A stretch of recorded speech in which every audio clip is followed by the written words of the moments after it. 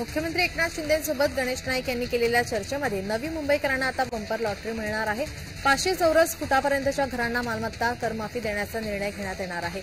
नवी मुंबईकरांना भविष्यात सोयी सुविधा उपलब्ध करून देण्यासाठी आवश्यक भूखंड आरक्षित करण्याचा निर्णय घेण्यात आला आहे।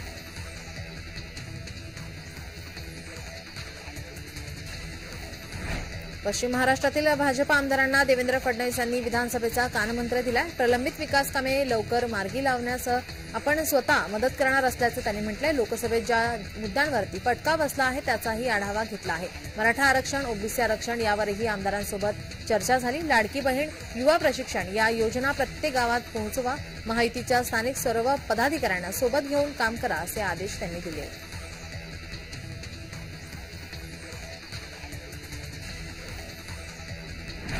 नरहरी झिरवाळ कुणाच्या गाडीत कुणाला माहीत असं म्हणत अजित पवार यांनी सूचक वक्तव्य केलं आहे। नरहरी झिरवाळ यांच्या अनेक फलक हे राशप गटाच्या नेत्यांसोबत आहेत। नरहरी झिरवाळ राशप गटाच्या संपर्कात असल्याची चर्चा सुरू होती। या सर्व पार्श्वभूमीवर अजित पवारांचं हे वक्तव्य आता चर्चांना उधाण आणणारं आहे।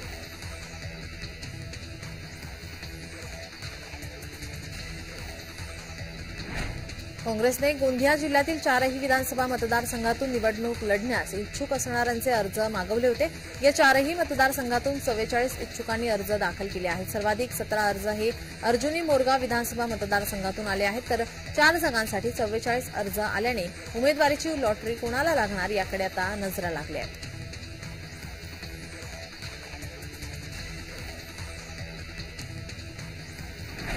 राज्यात 50,000 योजना दूतांची नियुक्ती करण्यात येणार आहे। दारोदारी जाऊन सरकारी योजनांचा प्रचार करण्यासाठी या योजना दूतांची नियुक्ती करण्यात येणार आहे। यासाठी सरकारी तिजोरीमधून 300 कोटी रुपयांचा खर्च करण्यात येणार आहे। दरम्यान या नियुक्त्या 6 महिन्यांसाठी करण्यात येणार आहे। प्रत्येकाला 10,000 रुपयांचं मानधन देण्यात येणार आहे।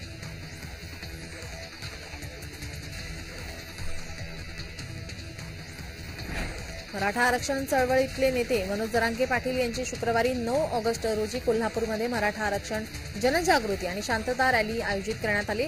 या रॅलीमध्ये गावागावातील मराठा समाजातील तरुणांनी मोठ्या संख्येने सहभागी व्हावे असे आवाहन सकल मराठा समाज कोल्हापूर जिल्ह्याचे निमंत्रक वसंतराव मुळीक यांनी पत्रकार परिषदेमध्ये दिली आहे।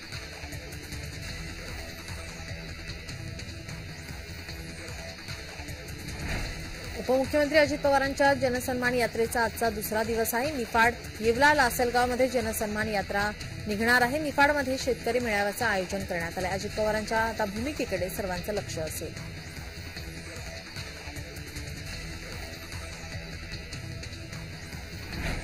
राष्ट्रवादीची नाशिकमधून जनसंवाद यात्रा ही सुरू झालेली आहे। ही यात्रा असतानाच या दौऱ्यातून मध्येच अजित पवार हे मुंबईकडे रवाना झाले होते। मुख्यमंत्री एकनाथ शिंदे, उपमुख्यमंत्री देवेंद्र फडणवीस यांच्यासोबत बैठकीसाठी अजित पवार हे मुंबईमध्ये आले होते।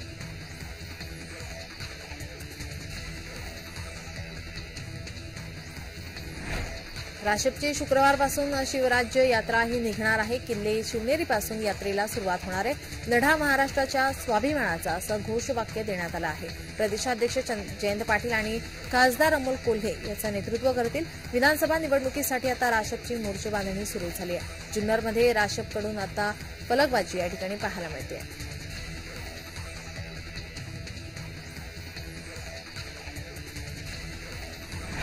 पुणे शहरातील पूरग्रस्तांसाठी निकष शिथिल करण्यात आले आहे। मदतीची रक्कम प्रति कुटुंब 5,000 ऐवजी 10,000 रुपये करण्यात आली आहे। राज्य सरकारने पुण्यातील पूरग्रस्तांसाठी नुकसान भरपाईचे निकष शिथिल केले। त्यानुसार आता पूर परिस्थितीमध्ये पुराचे पाणी 2 दिवस घरात साचून राहिले असेल तर मदत मिळण्याची अट शिथिल करण्यात आली आहे। तसेच मदतीची रक्कम प्रति कुटुंब 5,000 रुपयांवरून 10,000 रुपये करण्यात आली आहे। याशिवाय नुकसानग्रस्तांमध्ये दुकानदार आणि चक्क टपरीधारक यांचाही समावेश करण्यात आला आहे।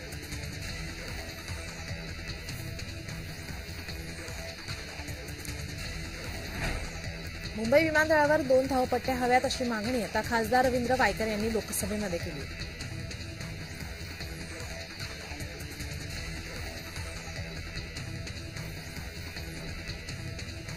विधानसभेसाठी मनसेचा आणखी एक उमेदवार रिंगणात उतरवला गेलाय। तिसऱ्या नावाची घोषणा राज ठाकरे यांनी केली। हिंगोली विधानसभा मतदारसंघातून बंडू कुटे यांना उमेदवारी जाहीर करण्यात आली आहे।